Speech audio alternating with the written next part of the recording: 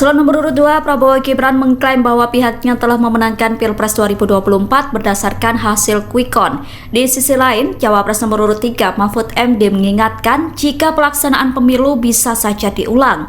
Pernyataan itu disampaikan Mahfud MD di Fakultas Kedokteran Universitas Indonesia Jakarta Pusat pada Sabtu 17 Februari. Mahfud MD menegaskan bahwa penggugat pemilu di MK tidak selalu kalah. Jika MK menemukan adanya bukti pelanggaran, maka pihak yang menang akan didiskualifikasi dan memerintahkan pemilu diulang. Ia kemudian mencontohkan saat dirinya menjadi ketua MK. Mahfud mengatakan saat itu MK menemukan bukti kecurangan pada proses pemilu. Dari bukti tersebut, MK berwenang untuk mengulang pelaksanaan pemilu.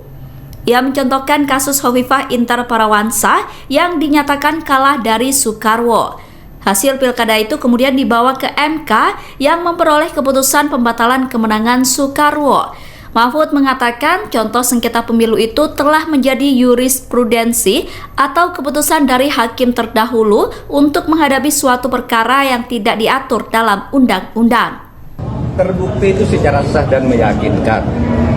Ketika saya menjadi ketua MK pernah memutus pembatalan hasil pemilu dalam bentuk perintah pemilihan ulang maupun pembatalan penuh, sehingga yang menang dinyatakan disqualified dan yang kalah naik. Jadi bisa pemilu ulang, bisa.